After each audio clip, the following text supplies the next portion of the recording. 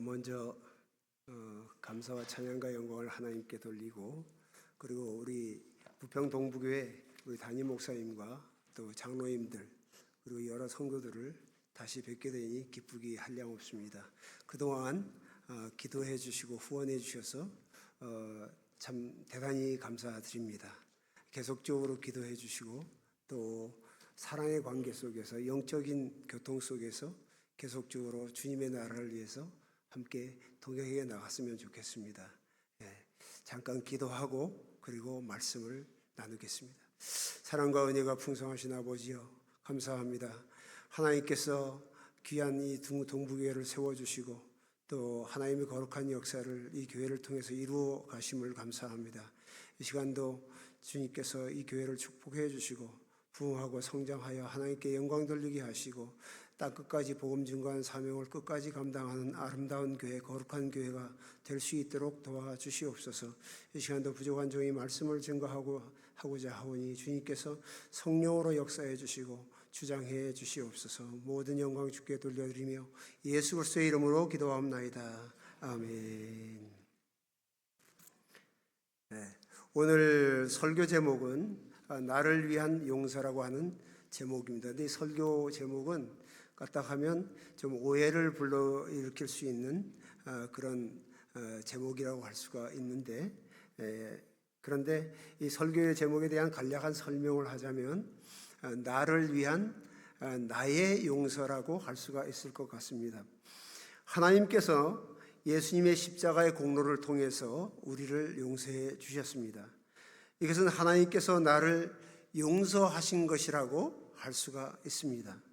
그러나 오늘 용서의 초점은 하나님께서 우리를 용서하시는 그 초점이 아니라 우리가 타인을 용서하는 그 용서가 바로 나를 위한 것이라고 하는데 초점을 두고자 합니다.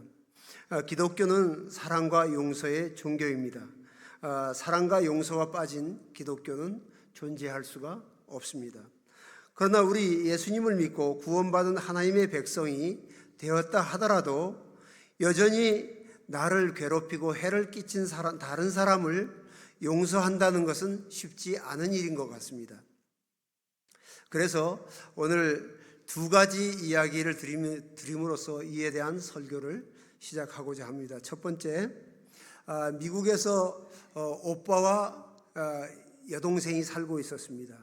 그런데 어느 날 이 여동생이 어떤 나쁜 사람에 의해서 총에 맞아 죽는 일이 발생했습니다. 그래서 이 오빠는 그 동생을 죽인 사람을 향한 미움과 증오가 극도에 달했고, 그래서 그 사람을 도저히 용서할 수가 없었습니다.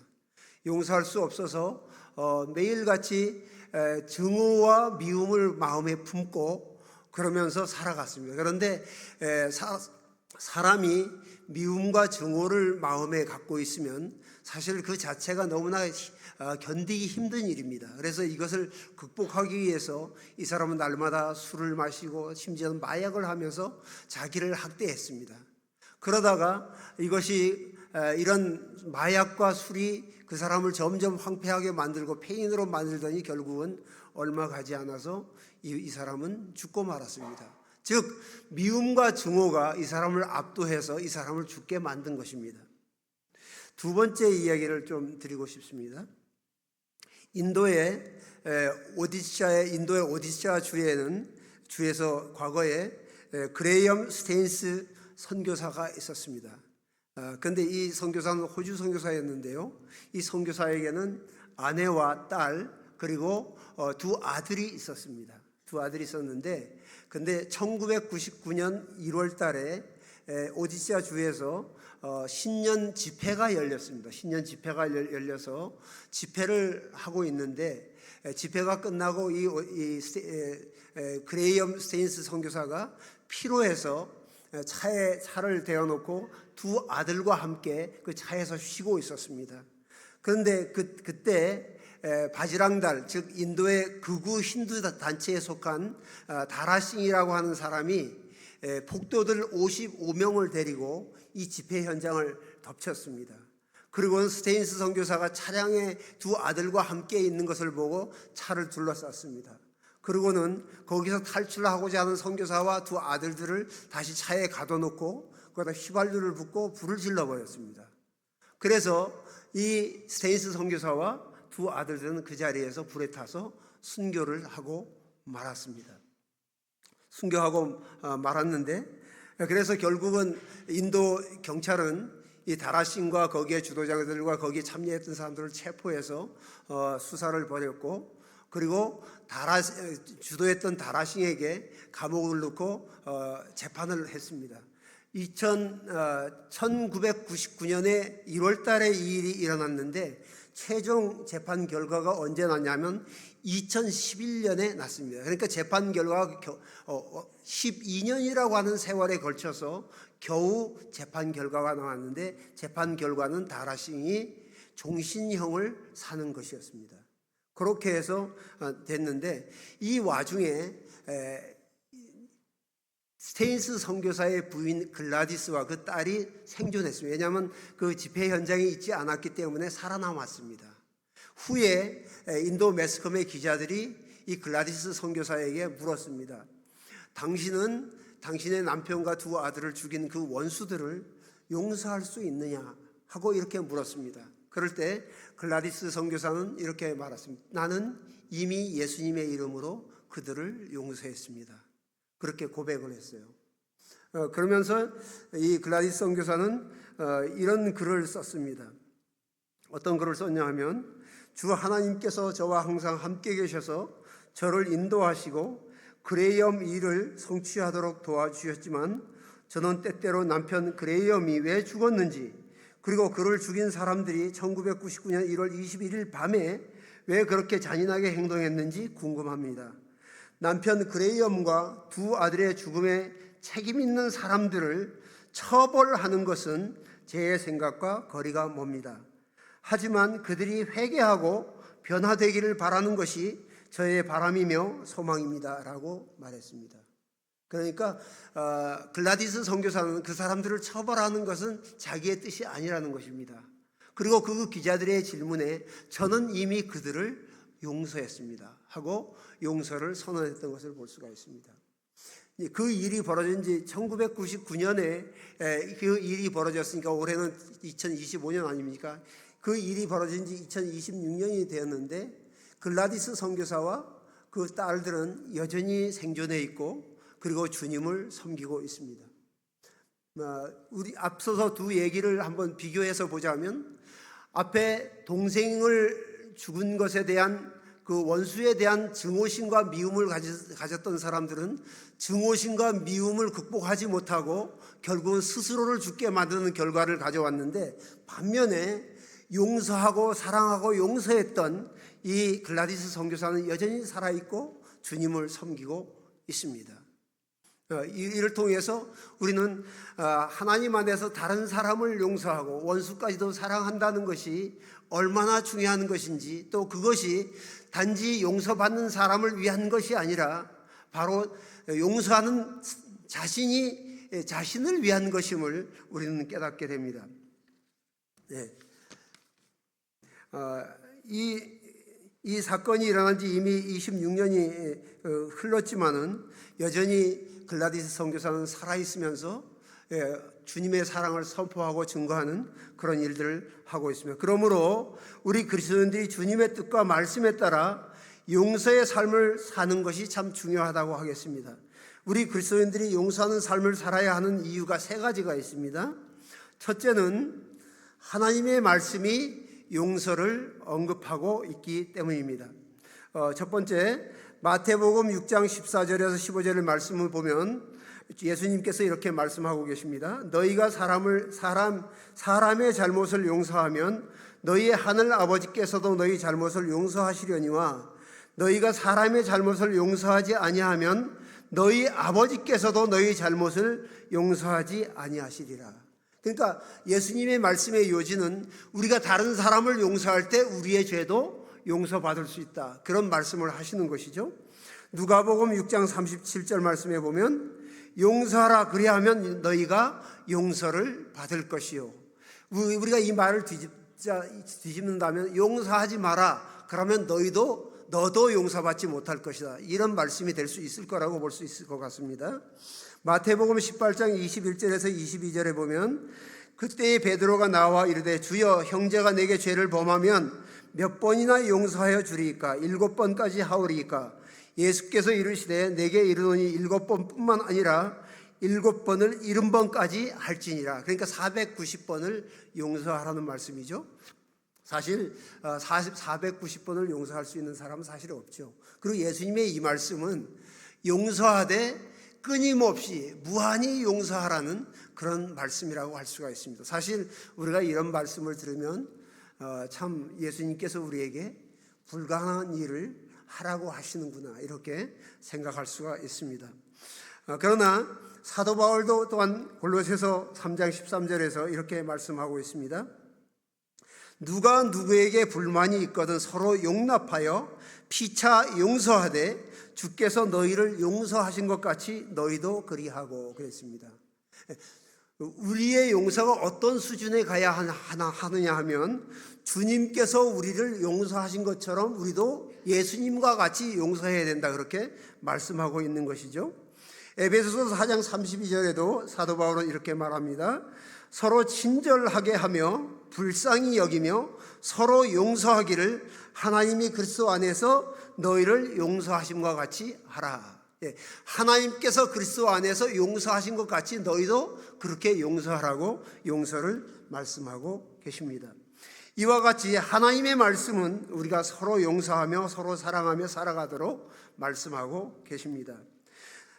우리가 또한 용서해야 될 두 번째 이유는 주님께서 용서의 본을 보여주셨기에 우리는 용서의 삶을 살아야 합니다. 사도 바울은 골로새서 3장 13절에 주께서 너희를 용서하신 것 같이 너희도 그렇게 하라고 했습니다. 주님은 우리를 위해서 우리를 용서하셨습니다. 어떻게 용서하셨습니까? 주님은 어떤 분이시죠? 주님은 근본 하나님의 본체이십니다. 죄인 구원을 위해서 사람이 되셔서 이 땅에 내려오셨습니다. 그리고 예수님의 이름의 뜻이 무엇입니까? 예수님의 뜻이 무엇입니까? 예수님의 뜻은 자기 백성을 저희 죄에서 구원할 자이심이라 그렇게 말씀하고 있습니다. 그러니까 예수님께서 이 세상에 오신 가장 중요한 목적 중에 하나가 하나님의 용서를 선포하고 하나님의 용서로 자기의 백성들을 용서하려고 오셨다는 것이죠. 그만큼 하나님에게서도 용서가 중요하고 그리고 또한 용서를 받은 우리들이 다른 사람을 용서해야 한다는 사실을 또한 말씀하고 있는 것을 볼 수가 있습니다. 예수님이 이 땅에서 용서의 본을 보이셨습니다. 최종적으로 예수님은 우리의 죄를 용서하기 위해서 희생 제물이 되셔서 십자가에서 못 박히심으로 용서의 본을 보이셨습니다.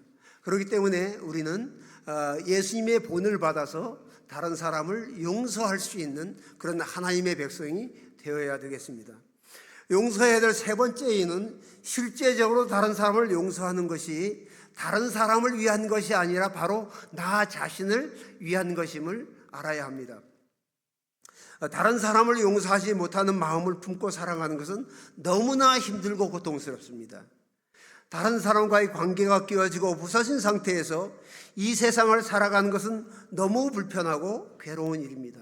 여러분, 우리 교우들 가운데서 서로 관계가 좋지 않으면 사실 굉장히 마음이 불편하지 않습니까? 그렇죠? 대면하는 것 자체가 너무너무 힘듭니다.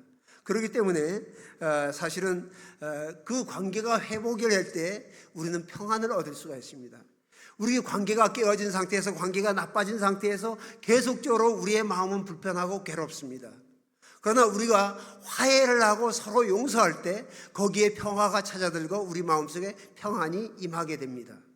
그렇기 때문에 우리가 다른 사람을 용서하는 것은 다른 사람을 위한 것이라기보다는 바로 나 자신을 위한 것임을 우리는 알아야 합니다. 마지막으로 제가 선교지에서 하나님의 은혜와 능력으로 다른 사람을 용서함으로 하나님의 평강을 누리고 관계를 회복했던 간증을 함으로써 이 설교를 마치고자 합니다. 여러분 제가 잘 알다시피 인도에 선교사로 부임한 것은 부평 동부교회 파송 선교사로 파송을 받아서 2000년도 6월 6일에 파송 예배를 드리고 그리고 7월 3일 날 인도로 갔습니다. 인도로 가서 거기서 언어 적응을 하고 또 문화 적응을 하고 그리고 2년 후에 우리가 교회 개척을 시도했습니다. 그래서 교회 개척을 했는데 그 교회 개척에 동역자로서 제가 신학교에서 가르쳤던 깸바나라고 하는 전도사를 동역자로 취해서 같이 교회 개척을 했습니다. 그래서 이제 몇 년 세월을 같이 교회 사역을 같이 했는데요.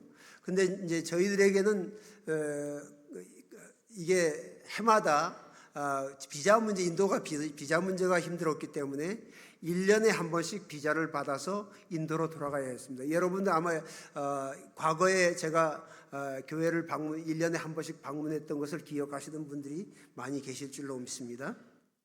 그런데 그렇게 됐는데 사실 이런 과정에서 이 깸바나 전도사는 우리가 없는 사이에 우리 대신에 담임 목회자의 역할을 감당해야 했습니다. 그래서 이렇게 교회를 돌보고 교인들을 돌보고 또 주일날 예배를 인도하고 기도회를 인도하면서 또 전도도 하고 하는 그런 역할을 감당해야 했습니다.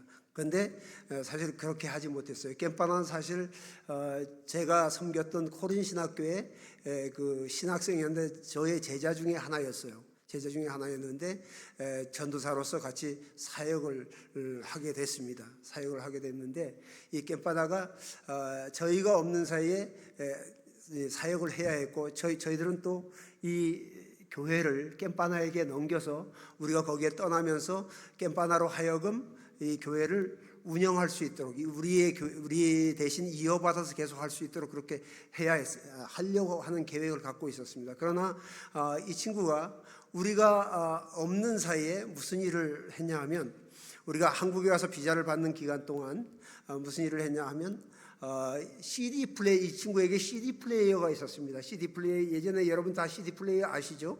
CD를 넣고 영상을 재생을 해서 영화를 보거나 뭐 드라마를 보거나 하는 그런 건데 이 CD가 3개가 들어가는 이 CD 플레이어가 있었어요. 근데 이 CD 플레이어를 졸업할 때 선물로 받았습니다. 그런데 CD 플레이어만 받다 보니까 뭐가 궁금했냐 하면 TV 세트를 구입해서 이 영상을 보고 싶은 거예요. 그래서 우리가 없는 사이에 돈을 모았다가 TV 세트를 샀습니다. 그러고서는 우리가 없는 사이에 이 CD 플레이어와 TV를 연결을 해서 그리고는 마침 인도의 그 지역마다 CD 대여 가게가 있었어요. 그래서 CD 대여 가게에 가서 CD를 잔뜩 빌려다가 밤낮 없이 CD를 돌려봤습니다. 돌려봤는데 얼마나 돌려봤느냐 하면 하도 돌려보니까 나중에 봤더니 눈이 새빨개져 있었어요. 그러니까 그게 무슨 얘기냐 하면 밤낮 없이 CD를 가지고 영상을 구경을 했다는 얘기죠. 그런데 어떠니 이런 일이 있으면 무슨 일이 있겠어요? 당연히 교회 사역은 등한시할 수밖에 없었습니다. 그래서 우리가 돌아갔더니 교인들이 하는 얘기가 목사님, 깸바나 전도사가 신방도 안 하고 주일날 예배인도도 제대로 안 하고 기도인도도 안 하고 교인들도 잘 돌보지 않고 그렇게 있었습니다 하고 고자질을 하는 거예요. 그래서 그게 그렇게 됐었구나.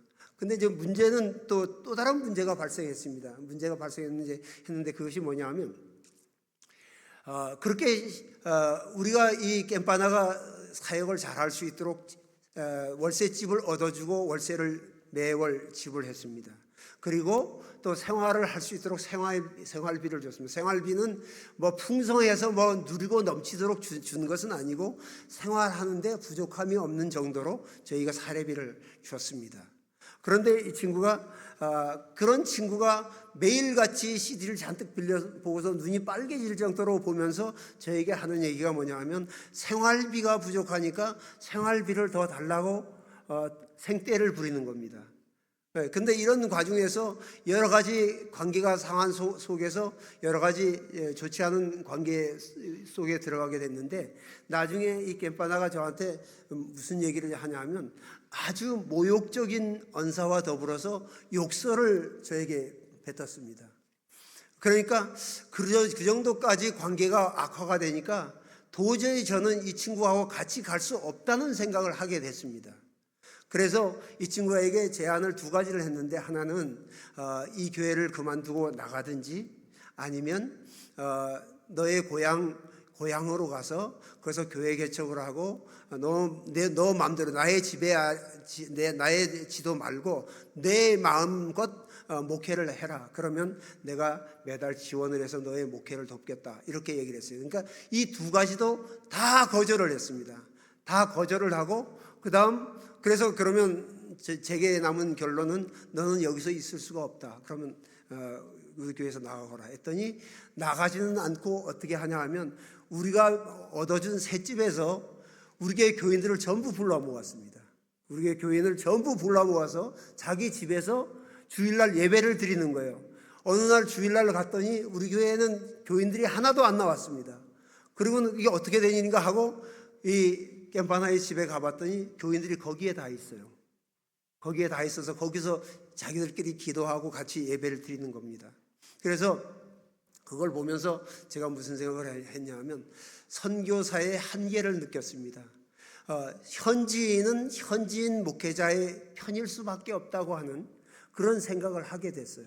그래서 저희들은 거기서 더 이상 교회 개척하라고 무언가를 운영해 나가기에 힘든 상황이 됐습니다. 그래서 거기서 정리를 하고 우리가 그 자리에서 떠났습니다. 그런데 이 깸바나 전도사는 이제 우리에게 생활비도 받을 수 없고 이제 어떻게 운영할 수 있는 그게 없으니까 자기의 발등에 불이 떨어졌잖아요. 그러니까 이 친구가 이제 180도 변했습니다.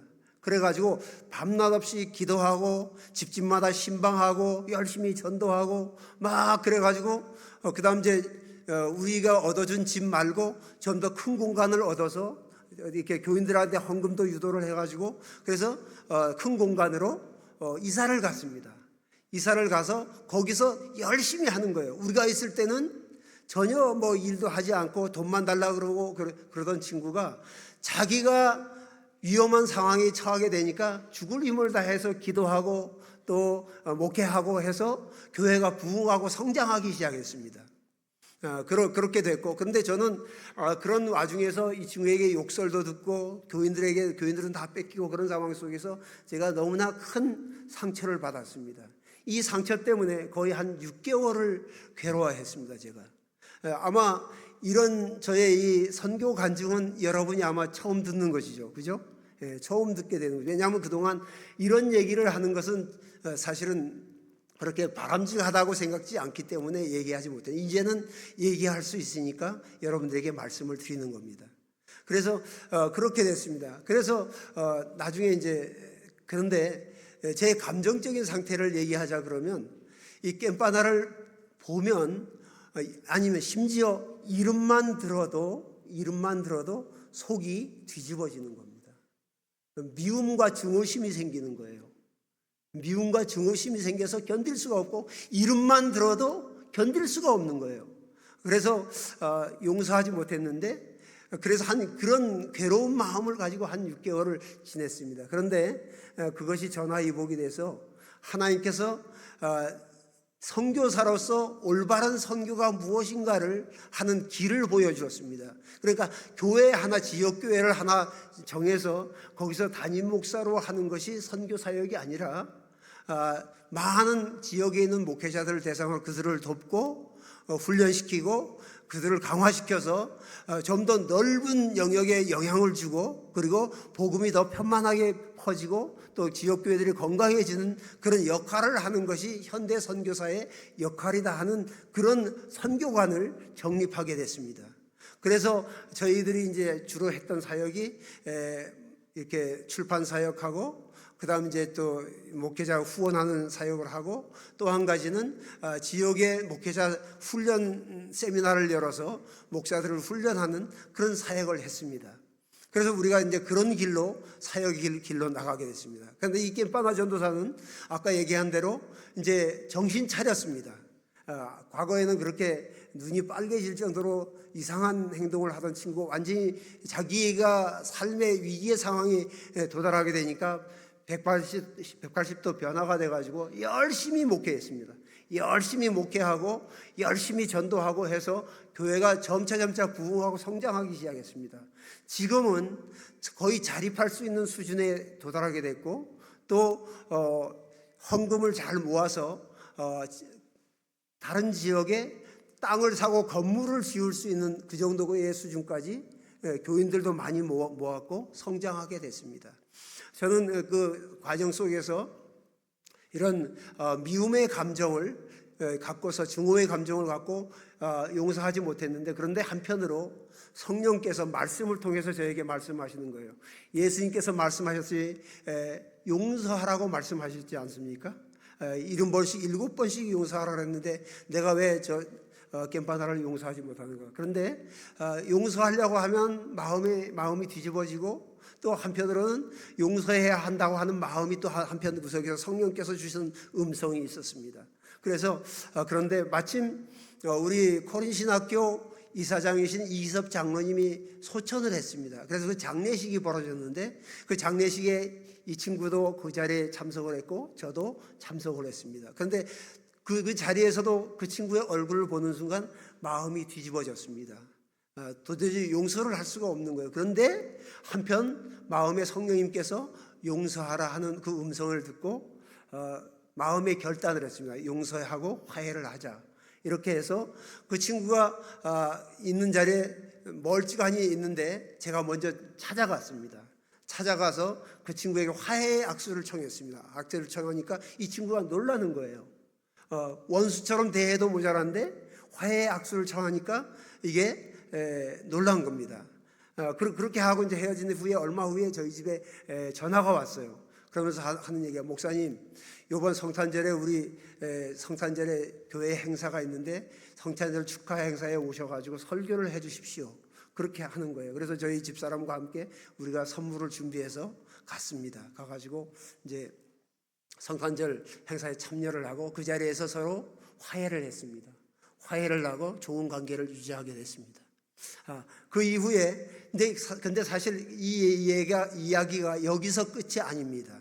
여기서 끝이 아니고 또 다른 사건이 있습니다. 그게 뭐냐 하면, 이제 화해를 했으니까 이제 서로 좋은 관계를 맺어야 되는데, 그런데 우리가 이제 목회자 세미나 사역을 하니까 강사가 좀 필요한 일이 있었어요. 그래서 겜바나더로 겜바나 목사, 너 이렇게 우리 목회자 세미나가 있는데 한번 와서 세미나 인도를 좀 해보려냐고 이렇게 했더니 응하는 겁니다. 그래서 와서 해보겠습니다. 그래서 이제 왔어요. 그래가지고 이제 세미나를 열었는데, 근데 이 겜바나 목사가 세미나 인도하는 것이 그 목사들을 마음에 안 들었어요. 마치 주일학교 학생들 대하지 목사들을 대하니까 목사들 모두가 다 기분이 나빴습니다. 기분이 나빠가지고 나중에 목사들이 와가지고 뭐라 그러냐면, 목사님, 저기 겜바나 목사 강의가 모든 목사들이 마음에 안 들어 합니다. 그래서 다시 안 불렀으면 좋겠습니다. 그래서 저는 지역 목사들의 그 필요를 생각하는 사람이니까 그걸 들을 수밖에 없었어요. 그래서 내가 겜바나 목사에게 얘기했습니다. 지역교회 목사들이 반응이 안 좋은데 다음번부터는 나오지 마라, 이렇게 얘기했습니다. 이 친구가 기분이 나빠지고 앙심을 품게 됐습니다. 저에게 앙심을 품게 됐어요. 다시. 그래가지고 어떤 일을 벌였냐 하면, 우리 세미나에 오는 목사들을 전부 전화번호를 다 얻어가지고 전부 전화를 한 다음 자기 교회 다음 달에 우리 세미나가 개최되는 그 날짜에 맞춰서 자기 교회에 와서 세미나를 열겠다는 것입니다. 그리고 더 많은 혜택을 주겠다고 이렇게 유혹을 했습니다. 그래서 다음 달에 갔더니 우리 세미나에 목사들이 한 명도 안 와 있는 거예요. 그는 그 목사들이 어디에 가 있습니까? 겜바나 목사 교회에 다 간 거예요. 다 간 거예요. 그래서 나중에 들어봤더니 그런 일을 벌였더라고요. 그래서 그런데 그렇게 했어도 첫 번만큼 제 마음이 아프거나 그 친구에 대한 미움과 증오심이 생기진 않았습니다. 하나님께서 한번 용서를 체험하고 났더니 아마 성령님께서 그것을 견디고 더 품어줄 수 있는 능력을 허락해 주신 것 같습니다. 그래서 이제 그 다음 주일에 제가 겜바나 교회를 찾아갔습니다. 찾아갔더니 눈치를 좀 보는 거예요. 자기가 한 일이 있으니까 눈치를 보고 그래서 내가 거기 가서 이제 물어봤습니다. 깸빠나, 너 이렇게 목회를 하고 있는데 지금 필요한 것이 무엇이냐 이렇게 물어봤습니다. 그러니까 목사님, 눈치를 보면서 하는 얘기가 우리 교회에 빔 프로젝터가 필요합니다. 빔 프로젝터가 있으면 목회하는 데 도움이 될 것 같은데 빔 프로젝터가 필요합니다. 그래서 저희가 다른 선교사님, 철수하는 선교사님에게 빔 프로젝터 일본 미쯔비시제 그 빔 프로젝터를 하나 샀어요. 큼직한 거를 사가지고 그 다음 주일 가서 또 그걸 전달을 했습니다. 그랬더니 이 친구가 그걸 받고서는 감사하다 그러면서 저한테 무슨 얘기를 하냐 하면 목사님 잘못했습니다 그러는 거예요. 잘못했습니다. 용서해 주세요. 그러는 겁니다. 그래서 그러고 나서 그 다음부터는 깸빠나 목사가 다시는 그런 짓을 하지 않았습니다.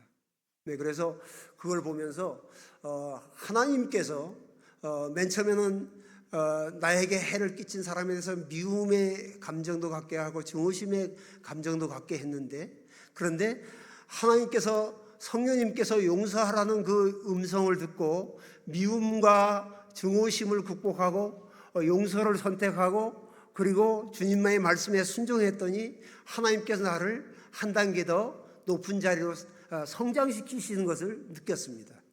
성장시키시고 그리고 더 용서할 수 있는, 넓고 품을 수 있는 그런 마음을 허락해 주시는 것을 알게 됐습니다. 여러분, 우리가 이 세상 살면서 때때로 우리가 알고도 혹은 모르고도 다른 사람에게 상처를 주기도 하고 또 상처를 받기도 합니다. 그러나 우리가 주님의 말씀을 듣고 주님의 말씀을 순종하고자 한다면 우리는 서로 용서해야 할 줄로 믿습니다. 서로 용서하고 용납하고 그렇게 해서 예수님의 말씀을 따라 순종하며 살아가는 것이 우리에게 참 중요합니다. 그것이 우리가 성숙한 그리스도인으로 가는 길이요 하나님의 백성이 되는 길인 줄로 믿습니다.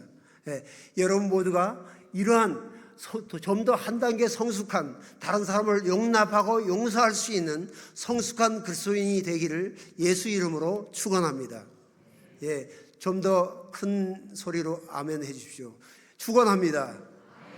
감사합니다. 잠시 기도하고 그리고 저희 설교를 마치도록 하겠습니다. 사랑과 은혜가 풍성하신 아버지 하나님 감사합니다. 주님은 높고 높은 보좌를 버리시고 우리를 용서하시기 위해서 이 땅에 내려오셔서 용서의 본을 보여주셨고 또 자신이 실제로 본을 보이심으로 우리에게 용서를 요구하고 계십니다. 주님, 우리 힘으로 우리의 능력으로는 다른 사람을 용서할 수 없음을 고백합니다. 주님께서 우리에게 마음을 주시고 또 우리에게 성령의 능력을 덧입혀 주실 때만 다른 사람을 용서할 수 있을 줄로 믿습니다. 주님이여, 우리로 하여금 용서를 선택하게 하시고 주님의 성령의 능력을 힘입어서 다른 사람을 용납하고 용서하면서 사랑으로 하나 되는 그런 역사를 이루어가는 우리 자신들이 될 수 있도록 은혜를 베풀어 주시옵소서. 모든 영광 주께 돌려드리며 예수 그리스도의 이름으로 기도하옵나이다. 아멘.